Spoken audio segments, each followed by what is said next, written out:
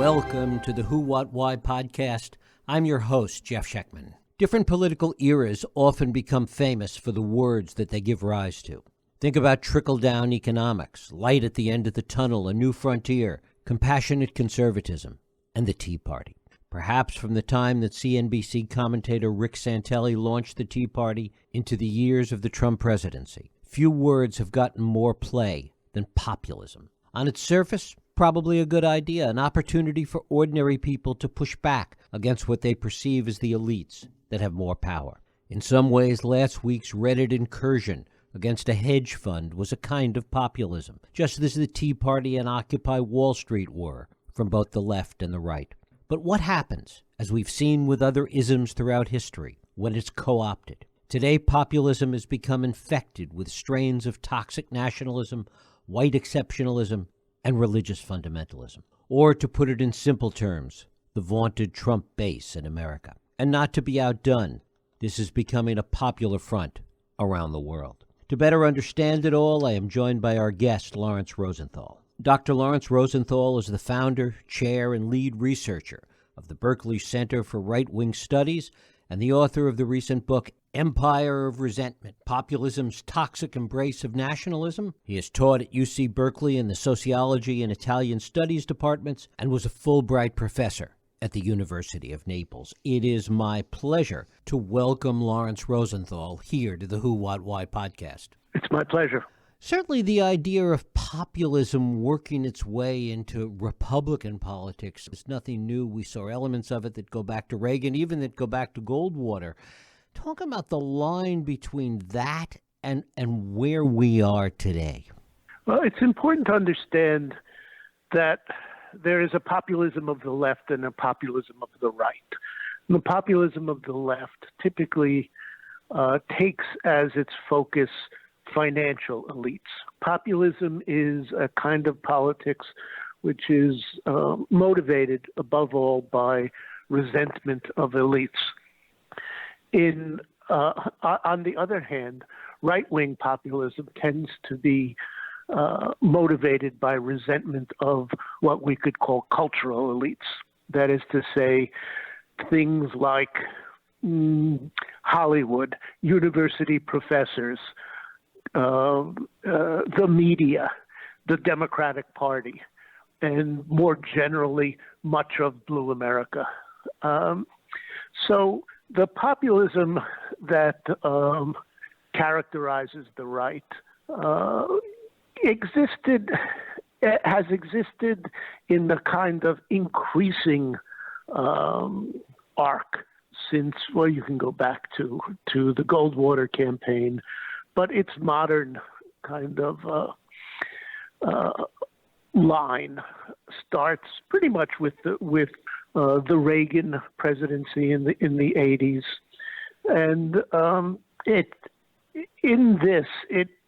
the right-wing populism has established itself as the largest voting bloc in the Republican Party. And so they hold a lot of power in terms of who become the candidates for Republicans. In the 90s, the strongest expression of right-wing populism was in the form of the Christian conservatism. With George Bush in office, there was the urgency of the 90s, which was motivated by the Clinton presidency. It diminished under George W. Bush, but came back with a wallop in 2009. In January of 2009, Barack Obama was inaugurated as president. In February of 2009, the Tea Party started. The Santelli rant that you referred to in your introduction took place in February of 2009, just about a month after Barack Obama had become president. Inside the Tea Party, for the first few years, they were very focused. To some extent, there were national issues which motivated the Tea Party.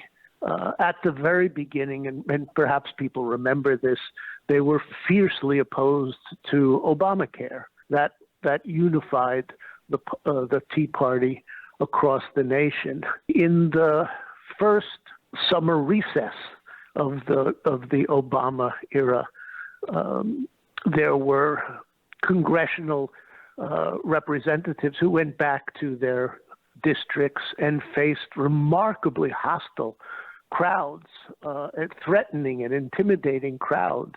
And that was a hallmark of what the Tea Party would be like. Now, I would emphasize that there were people like gun enthusiasts and outright white nationalist racists who tried to influence or make the Tea Party kind of their vehicle. And the Tea Party, to their credit, really didn't let that happen. That would come later.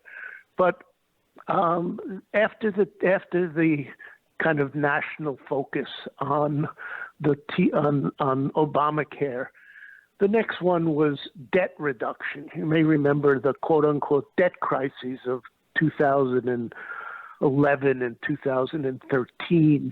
One of them shut down the government. Another one threatened to default on the national debt, which is staggering if you consider the impact of that. But in any case, the third issue that wound up motivating the Tea Party beginning in about 2014 was immigration. And that was what eventually split the Tea Party. And if you think back earlier, Obamacare and the debt crisis, those were indications of the Tea Party ideologically following a kind of free market absolutism, the kind of thing you found with the Koch brothers and people like that. But with immigration, they started moving ideologically. And this is what Donald Trump observed in his preparation for running for the presidency, which essentially included paying a lot of attention to right-wing media. And he saw this movement to immigration becoming the focus issue, as it had in places on the right in Europe during the immigration crises of 2014, 2015, and so on. And what Donald Trump essentially did, in the shorthand of how he won in 2016, was that he migrated the Tea Party ideologically from kind of Koch brothers, free market extremism to his anti-immigrant, America First nationalism.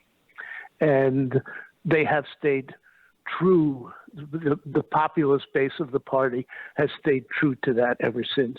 How much does it all have to do also with change, demographic change, and complexity in general? Just the way in which the world has moved on and which so many of these same people have been left behind. There is a really significant question about people being left behind. In fact, a lot of these Republican populists live in places like the Rust Belt or in Louisiana.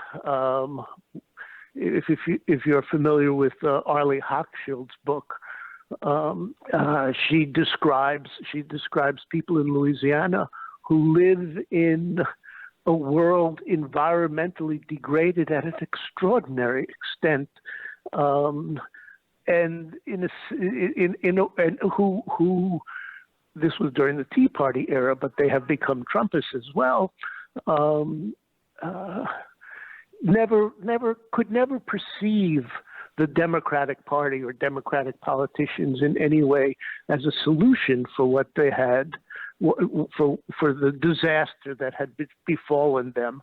In a similar way, the deindustrialized parts of the Midwest and elsewhere, you had the people left behind who experienced the things like lifespan diminished, opiate addiction, and a general thing. They had to speak in stereotypes, fathers who had good-paying jobs in industry, and they found themselves, working for $9 an hour as security guards at Walmart. I say that as an example.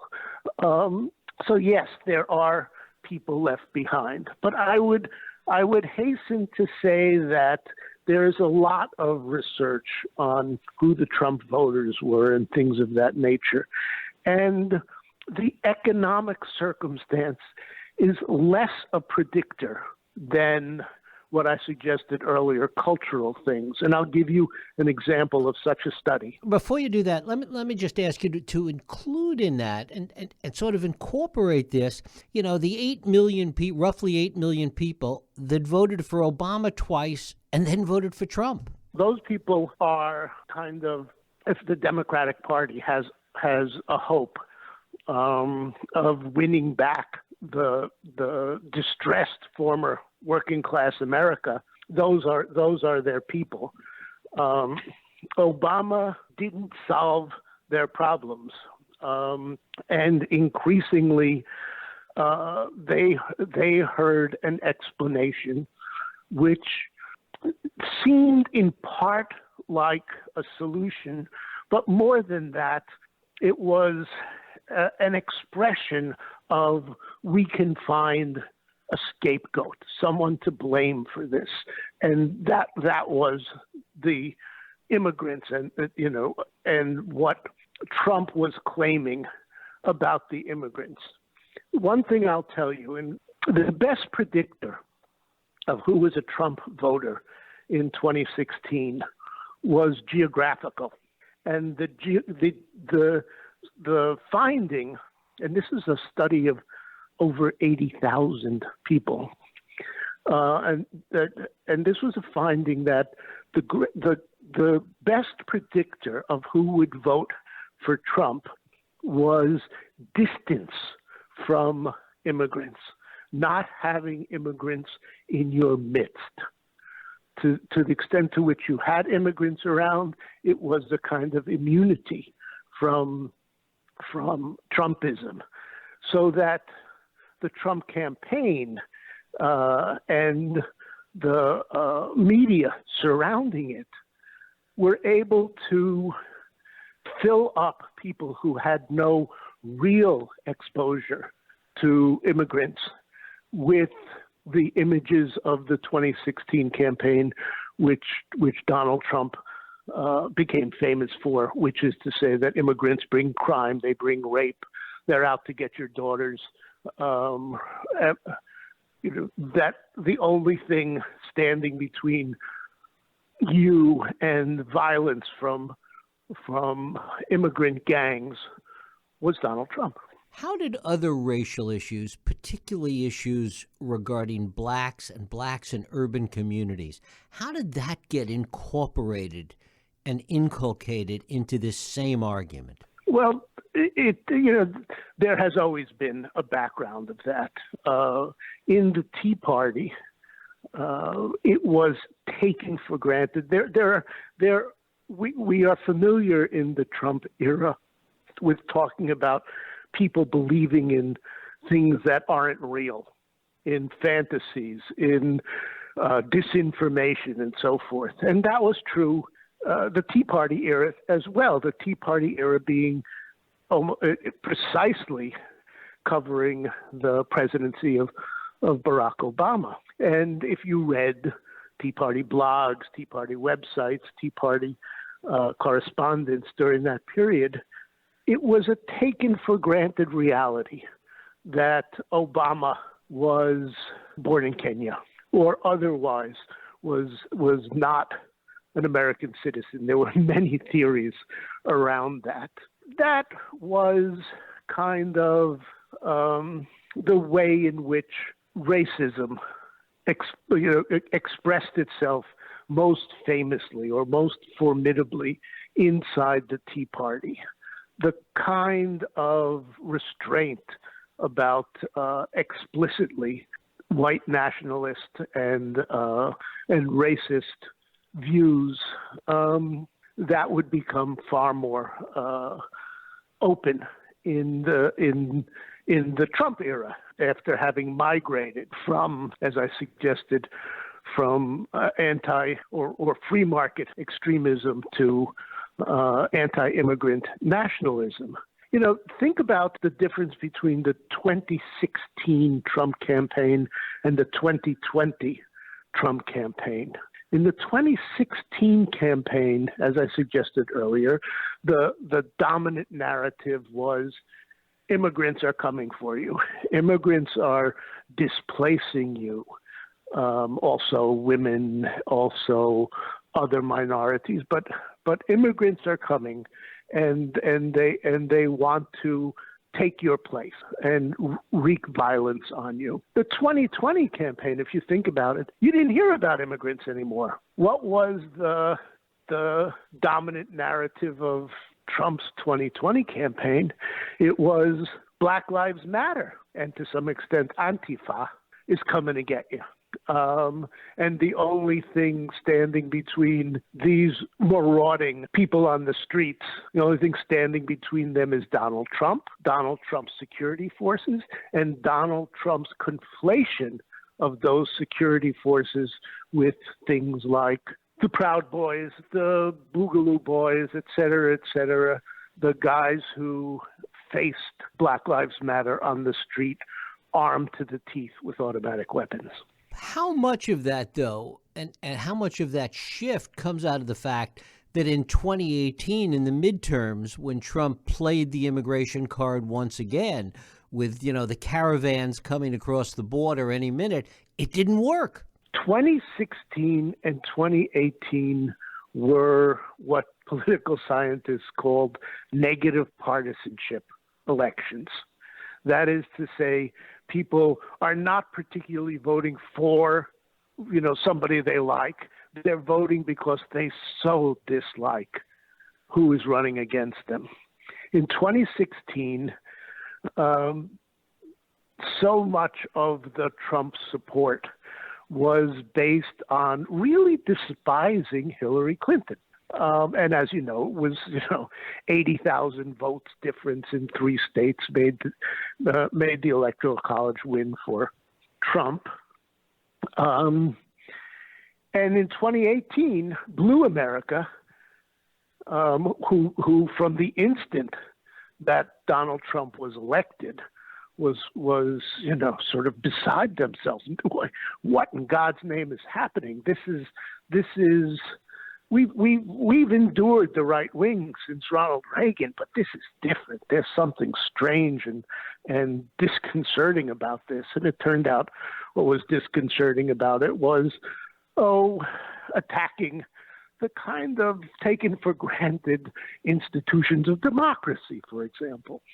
But so 2018 was also a negative partisanship election. Blue America had seen 2 years of the Trump presidency, and they came out in numbers that dwarfed any kind of midterm election that one can remember, to vote against Republicans or to vote, therefore, for Democrats.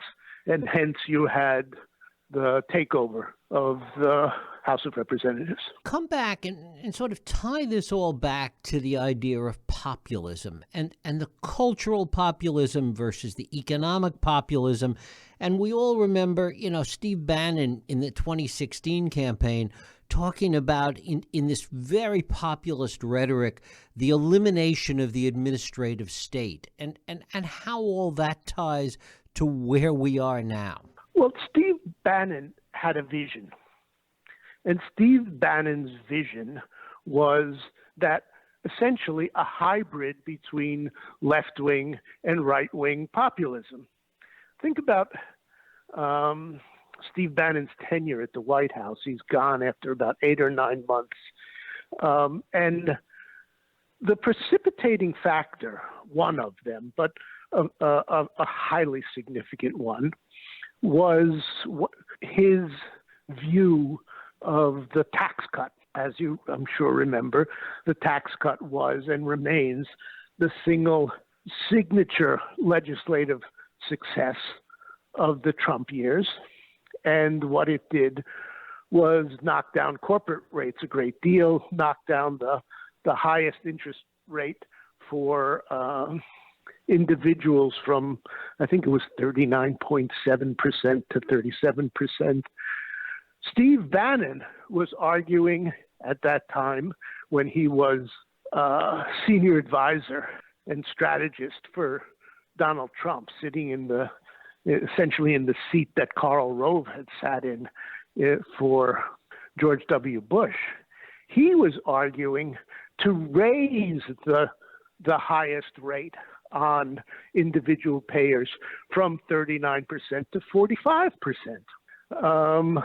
That was the end of Steve Bannon. Bannon's idea was that the left behind working class could join with the right-wing populists who felt themselves being replaced by others, that together that could form kind of the successor to the Tea Party, that it would be a significant bloc that would be the successor to the Tea Party in essentially being the kingmaker in Republican politics through primarying people and through legislative obstruction. And he saw in Trump the ideal vehicle for that. It turns out that there are models of this abroad which really attracted Bannon. And after he was out of the White House, he in fact went abroad and attempted to put together what he called simply the movement of such political parties abroad. But he was not well received abroad. Why is all of this so susceptible to authoritarianism? Talk about that. There's a lot of answers to that. One of them is once you move into, well, in the Tea Party, Sarah Palin gave them their name. She called them the Real Americans. Once that happens, you're moving into identity politics. We are the real Americans. And it's different than identity politics on the left, what we might think of as traditional identity politics. Or if you hear the word identity politics, this is what you think of. You think of women's movement or the black movements or Hispanic movements or gay movements that are arguing essentially we have never had a seat at the table for power and social justice, and we are demanding it. The real American identity movement, or the identity of real Americans, is kind of the inverse of that. It's not we have never had a seat at the table. It's that we have a seat at the table and it's being taken away by these newfound others, and I use other with a capital O, these others who are displacing us, so that the difference between an identity movement of the left and an identity movement of the right is the difference between not having had deprivation and dispossession, the sense of having something that's being taken away from you. That feeling, and I would emphasize the place of emotion at the center of populist politics, that feeling of dispossession is actually more acid than the feeling of deprivation. And it gives itself over to explanations of the other. Remember, it's the others taking our place. We will not be replaced. There's a whole sidebar about quote-unquote replacement theory we could go into. But this idea that others are taking our place gives on to the scapegoating of the other. And scapegoating requires essentially depriving the other, the one who is dispossessing you, depriving them of their rights. And the only way really to go about it, or the means to that end, both politically and emotionally, is scapegoating and authoritarian both leadership and policies. And so it follows from the need for scapegoating. And one of the other places that it leads is to this whole idea of nationalism and white supremacy, as you talk about in Empire of Resentment. Oh, certainly. I mean, it if you think about the guys, we can go back to the predecessor to January 16th, which is Charlottesville. They had three chants. One was blood and soil. Another was Jews will not replace us.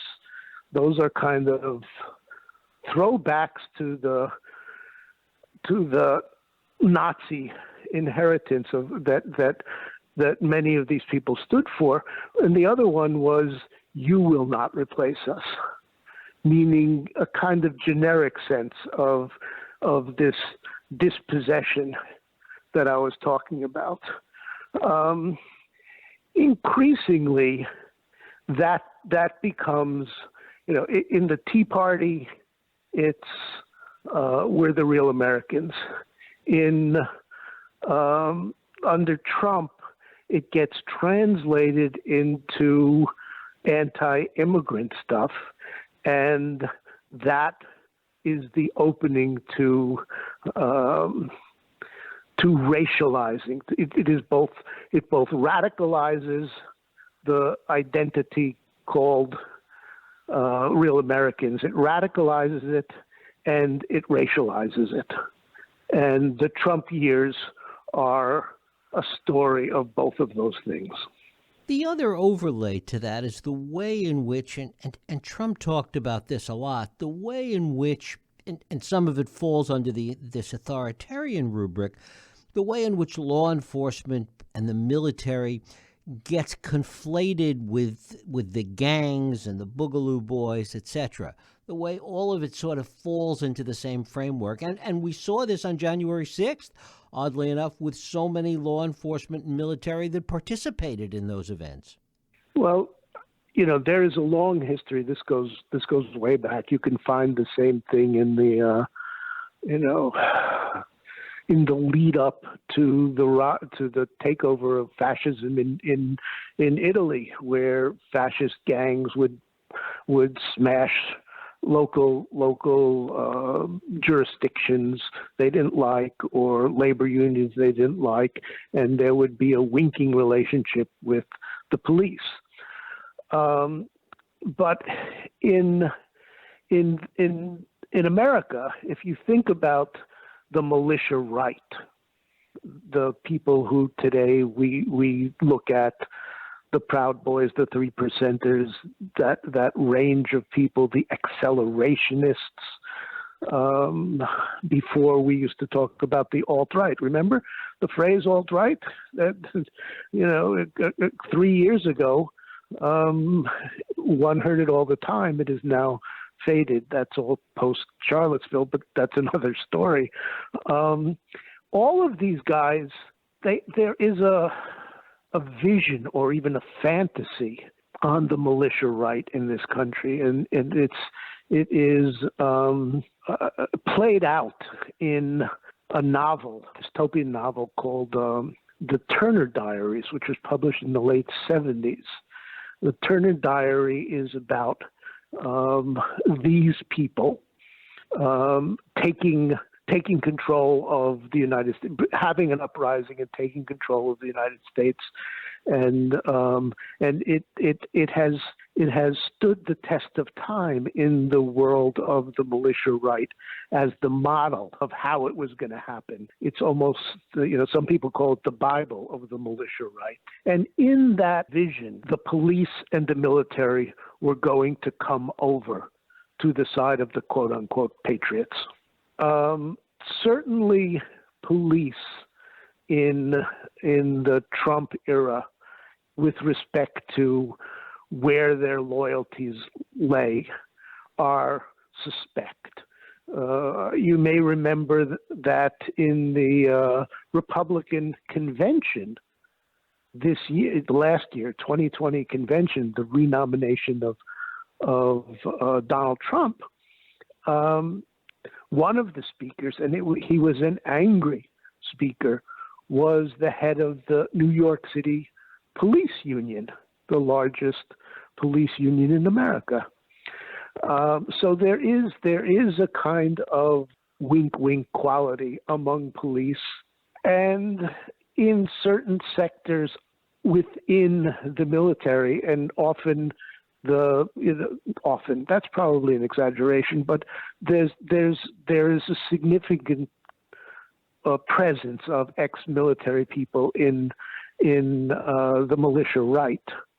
But one thing which is really significant and has to be acknowledged is that at the command level, the U.S. military has not only not come over, but made a stand against the militia right, in the name of, we do not support this. We are not going to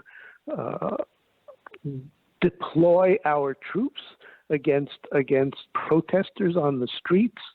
And the one event where something like this happened at the level of command was the clearing of Lafayette Park.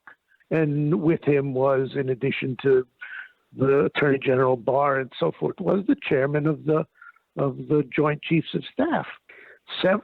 Somewhat later, and not too much later, I forget exactly how much, he apologized. He said, I shouldn't have done that. This was not an appropriate thing to do. So I think it's really important to hold on to the fact that the American military at the command level has remained, has fidelity to the Constitution as, let us say, how people in blue America would perceive it. To some extent, that's also true of the FBI and the intelligence agencies. And this is, of course, a great irony for people on the left, for whom the FBI and the intelligence services, have long been the elements of the federal government that were regarded as persecutors of the left. Another element of all of this, particularly with respect to the paramilitary groups, and you talk about the Turner Diaries, is the element of civil war that is part of a lot of this rhetoric. Well, that's again comes directly from the diary of the Nat Turner Diaries. That what they're going to do is a civil war. The militia right in America has always had kind of two components, two major currents, let's say. One is white nationalist, and the other is anti-government.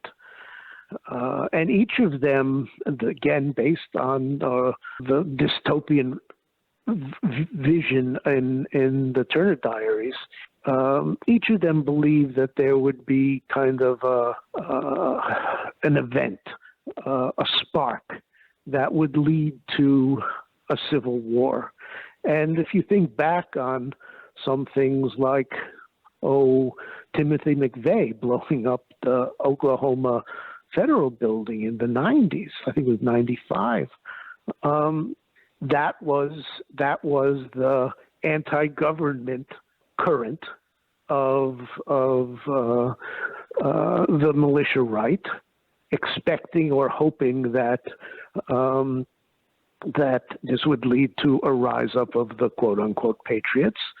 Whereas if you think of Dylan Roof, who shot 9 parishioners in a black church in South Carolina during the Obama years, that was the white nationalist current, someone thinking he would be the spark or do an act that would be the spark to bring all the patriots out and an insurgency leading to civil war. So it's been around, and it's kind of in the DNA of the American militia right. Well, if you think about 2020, there were 2 successive movements with no pause in between them that mobilized the populist right, including the militia right. And the first one was the anti-lockdown demonstrations, the ones that, for example, led to armed men taking over the Michigan state legislature and causing the legislators to cut out. But this was about anti-lockdown, anti-mask, and it goes right to the heart of the anti-government current in right-wing militia, which for whom asking people to wear masks and social distance and lockdown is just plainly, to their view, the first step in tyranny that would wind up making them all slaves. Goes right to the heart of that current of the militia right, with no stop in between the anti-lockdown demonstrations, segued, as it were, to the George Floyd demonstrations and the anti-BLM presence of militia right on the streets. Again, this is more obvious. The Black Lives Matter and demonstrations around the murder of George Floyd goes right to the heart of the white nationalist current, just as the anti-lockdown went right to the heart of the anti-government current. And so there was a galvanizing and mobilization of the militia right in 2020, which we had not seen since Charlottesville, and kind of dwarfs Charlottesville. And in that, explicit was the Boogaloo Boys, and Boogaloo, very plainly on their websites and in their social media, Boogaloo means civil war. That on both currents of the militia right, the circumstances of 3 things. One is, well, the first 2 are what I've described, the 2 causes for being in the street, anti-lockdown and anti-Black Lives Matter. But the third thing was there was a president who supported them. There was a president who, during a September debate with Joe Biden, said, "Stand back, stand by." And if you read the Proud Boys, who he was addressing, they immediately responded on their social media as though, yes, this was their commandante in chief. So you had those three things coming together so that the long-held vision or fantasy on the militia right of a civil war seemed closer to these people than it had ever seemed before. And finally, where does this leave us now, in your view? I think about there's a book by a German writer called Schivelbusch, which is called The Culture of Defeat. I will repeat that because sometimes people hear me saying culture of deceit. It's not deceit, it's defeat. And it deals with what happens with inside politics that are defeated in war. How do they deal with the loss? And one of the things that often emerges, one thing that's been talked about a lot in recent, commentary is the stab in the back in post-World War I Germany, that they really didn't lose the war, but it was a bunch of schemers who put together the Weimar Republic, who maneuvered Germany into surrendering and thereby stabbed the country in the back. And this was, for the Nazi movement, this was a taken for granted reality. In the USA, there is a version of that kind of thing, which I would call an animating myth. And that one is the lost cause. The lost cause is the myth coming out of the American South, the former Confederacy, about their loss in the Civil War. And it has remained alive. It kind of had a heyday in the late 19th and early 20th century as Jim Crow was establishing itself really firmly in the South, and you got the construction of all these Civil War hero monuments, which have come into question and in some places being taken down currently. I say that as a prelude to where we are today. In my view, it's an open question, but a significant question, whether the quote-unquote stolen election will have the capacity that, say, the lost cause did going forward to act as an animating myth.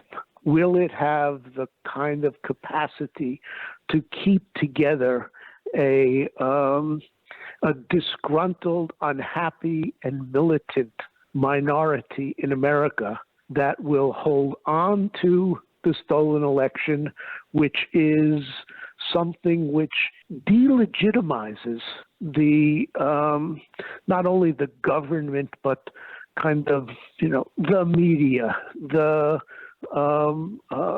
culture at large. It delegitimizes them in a kind of across the board manner. You stole the election.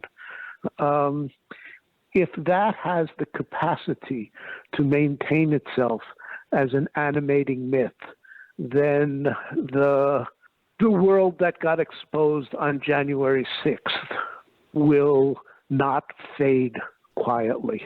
Of course, the counter-argument, I suppose, is that things move so quickly today and the news cycles are so much shorter than they have been at other times that this energy around this can dissipate a lot more quickly and morph into something else more so than in other historical examples. Well, I always admire people's optimism. So your question is well taken. And I think you're right. And I think it's possible even that the things that are going on in the Biden administration, in the first 100 days, but, whatever it's been now, a couple of weeks, or that perhaps that it will be seen as something that gets through the furious animosity about Blue America in terms of bringing some relief to, Rust Belt America, to left behind America, to those people you referred to earlier who voted Obama, then Trump. I don't dispute whether, there is a possibility for the stolen election to fade. And I think you're right that there is little that has staying power quite like this. But, if you think about the staying power of things like birtherism or, other fantasies of the populist right over the years, they stuck around for a long time, and they didn't have the profound depth, the power of stolen election. Stolen election goes to the heart of something more profound than, okay, this guy really shouldn't be president.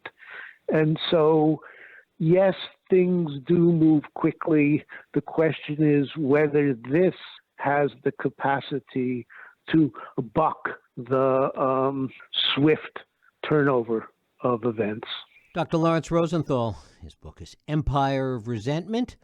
Lawrence, I thank you so much for spending time with us. All right, my pleasure. And thank you for listening and for joining us here on Radio Who, What, Why. I hope you join us next week for another Radio Who, What, Why podcast. I'm Jeff Sheckman. If you like this podcast, please feel free to share and help others find it by rating and reviewing it on iTunes. You can also support this podcast and all the work we do by going to whowhatwhy.org/donate.